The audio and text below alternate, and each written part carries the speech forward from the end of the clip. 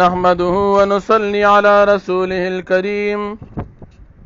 أما بعد فأعوذ بالله من الشيطان الرجيم بسم الله الرحمن الرحيم إن الذين كفروا لن تغني عنهم أموالهم ولا أولادهم من الله شيئا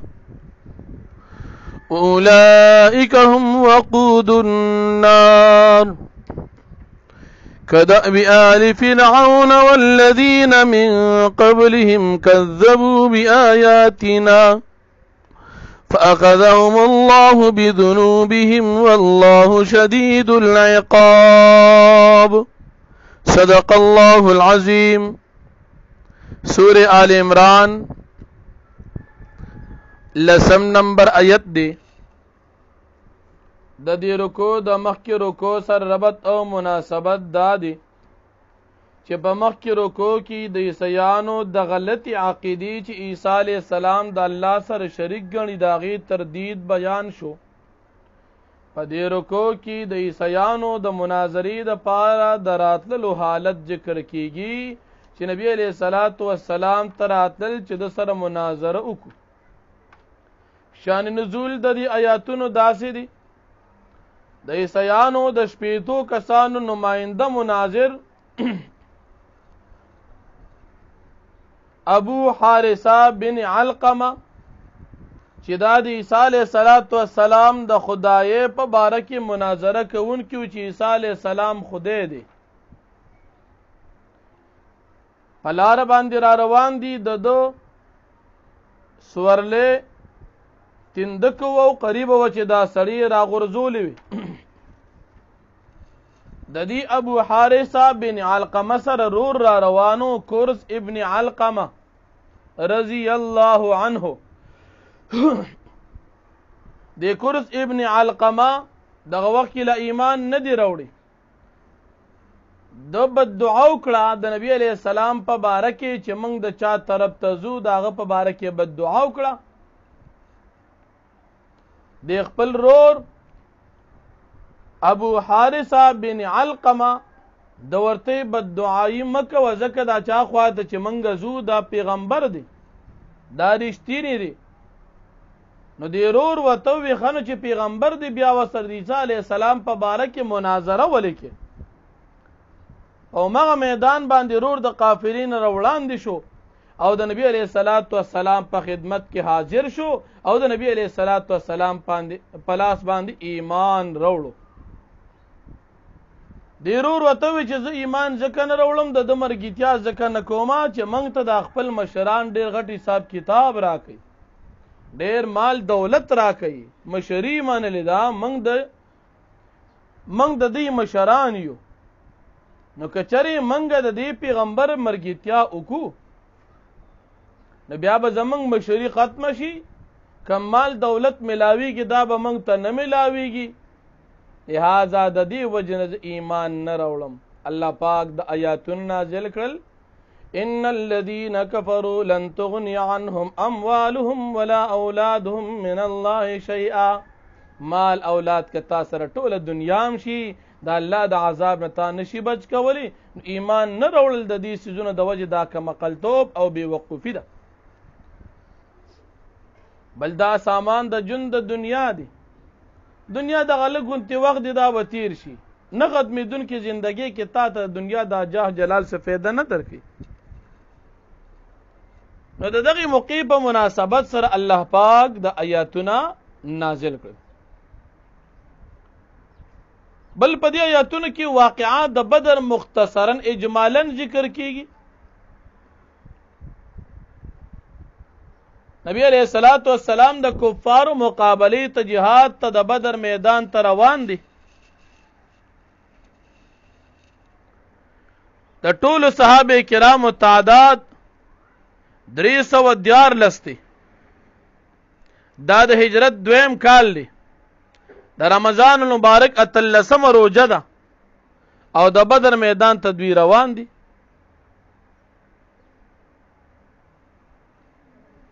نبی علیہ الصلوۃ والسلام سره 314 صحابه کرام دي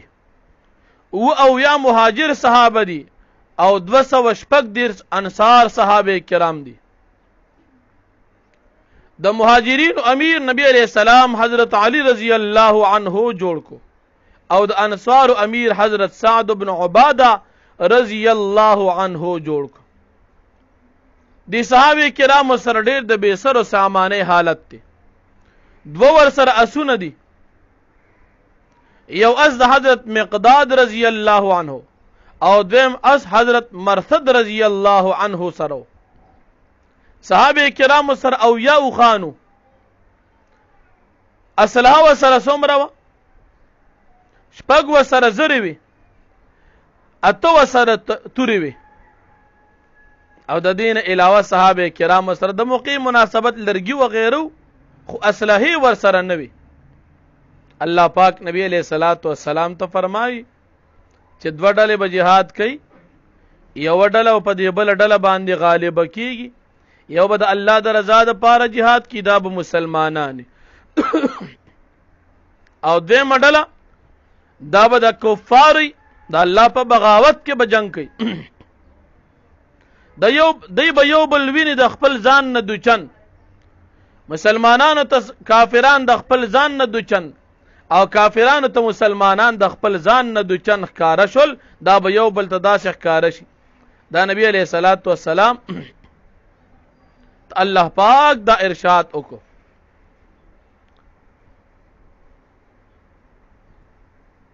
نو په دې آیاتونو کې د بدر واقعا مختصرا ذکر کیږي چې د بدر په میدان کې به مجاهدین غالب شي اگر چې تعداد لحاظ سره کم دي، او کفار به مغلوب شي اگر چې تعداد او د دنیا اسباب لحاظ سره ډېر زیات دي. لیکن دا د عبرت نه خدا مسلمانان لګ د الله امداد، کافران ډېر د الله امداد نشتا، نو لګ کسان په ډېرو باندې غالب شو. بل د کافران د مغلوبیت وجه داوه چې دی دنیا غوړه کړې ده، د الله دین پرېښی دی، د دنیا په زیب و زینت باندې دوکه شوي دي. البته د چا د پاره حسن عاقبت او انجام دي، هغه متقیان دي. د هغې صفات الله پاک ذکر کوي.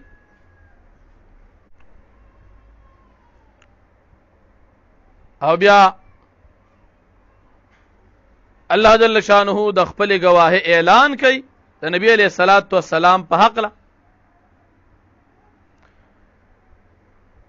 د شام نه دوه کسان د نبی کریم صلی الله علیه وسلم په خدمت کې حاضر شول او د نبی علیہ الصلوۃ والسلام نے د گواهی مطالبه کو چې ستا گواه څوک دی. الله جل شانه د آیاتون نازل کړل، شهد الله انه لا اله الا هو والملائکه واولو العلم قائما بالقسط. دا آیاتنا الله جل شانه په دغه موقع باندې نازل کړ.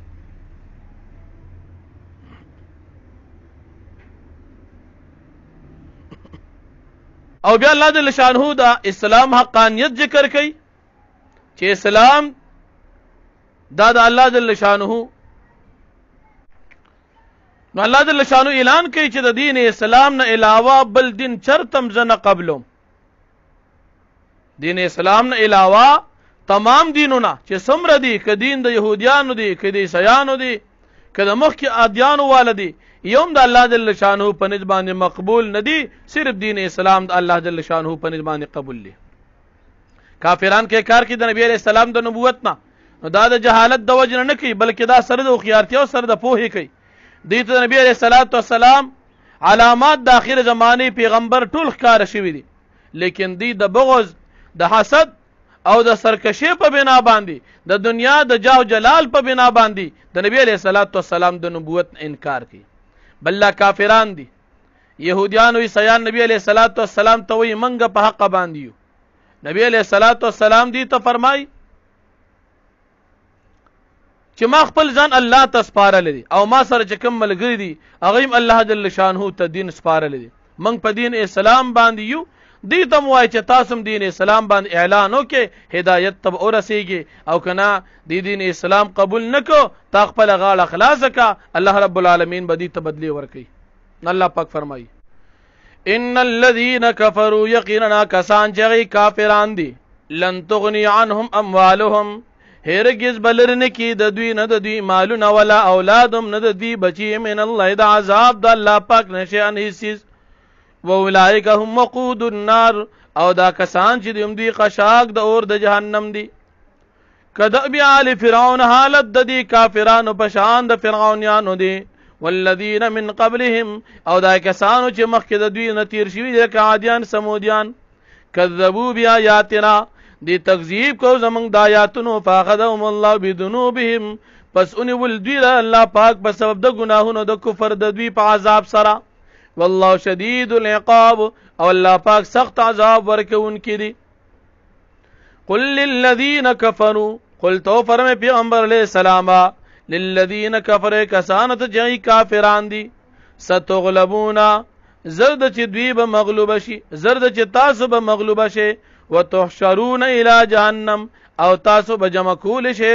جهنم طرف ته وبئس المهاد او دا جهنم ډیر بد ځای د ورتلو دی قد کان لکم آیه فتاقی سر دستاسو د پاره یو نښه د عبرت فی فئتین التقطا په دوو ډلو کې چې دا ملاقات کې د یو بل سره فئه تقاتل فی سبیل الله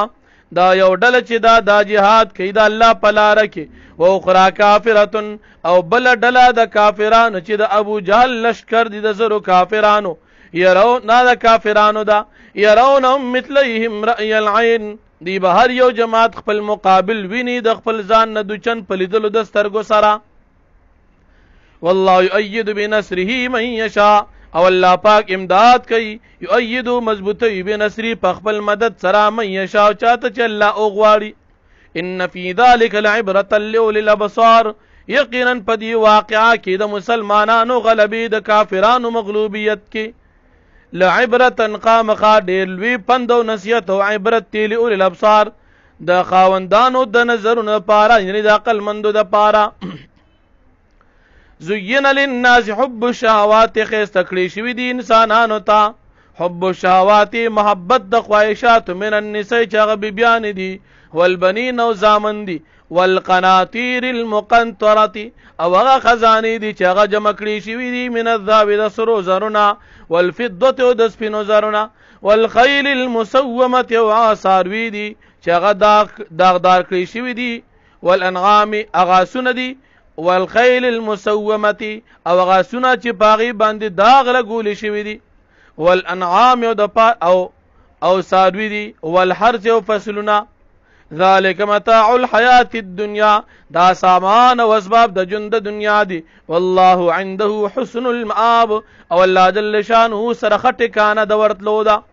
قل تو فرمای پیغمبر علیہ السلام او انبئکم بخیر من ذالکم آیا ز خبرداری درکم تاسو ته د دې سيزونه د دې مذکوره سيزونه په بهترین ساسو د پاره للذین د پاره کسانو اتقوا چې تقوا اختیار کین در رب په نظر رب د دوی جناتون د دوی د پاره جنتونو باغونه دي تجری چې بهیږي با من تحتها الانهار لاندې داغي د اونو نهرونه خالدین فیها دی به همیشه د متقین په دې جنتونو کې وازواج مطهره او بیان مطهره چې خي پاکي دي د هر قسم بد اخلاق او د بد صفاتونه مطهره پاکي د قسم ګندګینا ظاهري او باطینی هر قسم نجاستونه پکې نشتا بد اخلاقیم پکې نشتا بیا ادبیم پکې نشتا سپک خلم پکې نشتا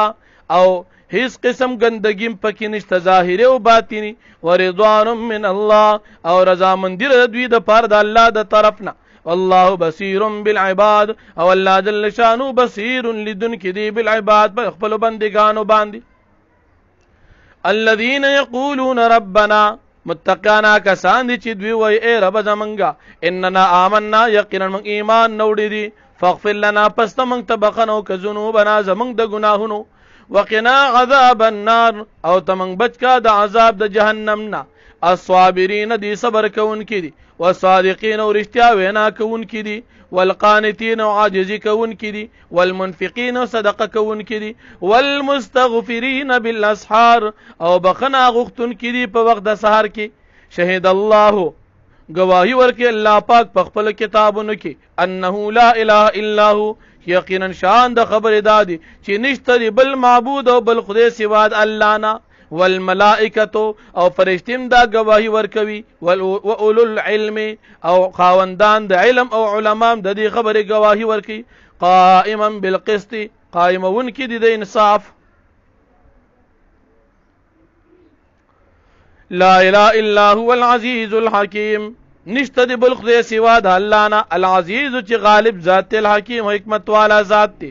ان الدين عند الله الاسلام یقینا دین مقبول پنځ د الله باندې صرف اسلام دی ومختلف الذين اوتوا الكتاب او اختلاف نو کړي کسان چې ته کتاب ورکړي شو د نبی کریم صلی الله علیه وسلم په نبوت کې اختلاف یا د عیسی علیه السلام په بندګۍ او په رسالت کې اختلاف نو کړي الا من بعد ما جاءهم العلم مگر پس دا غنا چې راغلی دوی ته علم د دې خبره چې عیسی علیه السلام بنده دي لیکن دی بیا هم سرکشي کوله مگر سره د علم چې نبی علیه السلام د اخر زمانه پیغمبر دی دی بیا مناظره او مقابله کوله ځکه چې دی سرکشو بغیم بینم د وجه سرکشي په مابین د دوی کې ځکه دی سرداری او مشري لټوله ومن يكفر بآيات الله او هغه څوک چې کفر کوي د الله په آیاتونو باندې فإن الله پس بشک الله پاک سریع الحساب زر حساب کوونکی دی فإن حاجوک پس که چر دا کافران تا سر جګړه کې پیغمبر علیه السلام فقلت فرم پیغمبر علیه السلام اسلمت وجهي لله ما سپارل خپل ذات خاص الله تا ومن اتبعني او هغه مسلمانانو چې زما تابعداري کړي هغه هم الله ته ځان سپارل دي چې الله فرمایي هغه مني وقلت فرمای پیغمبر علیہ السلام للذین کسانو تؤتوا الكتاب چې کتاب ورکړي شوی دي لکه يهوديان دي عیسایان دي والامیین او عوام دي چې مشرکان عرب جهالا دي اسلمتم آیات سے اسلام راوړی فإن اسلموا پس که چې اسلام راوړو فقد اهتدوا پس دی په هدایت باندې شي وان تولوا او که چر دی مخواړو فإنما عليك البلاغ پس یقینا پتا باندې رسول د دین تا او رسوغاړه د اخلاص کړ والله بصير بالعباد او الله جل شانه خلدن کی دی په خپل بندگانو باندې واخر دعوانا الحمد لله رب العالمين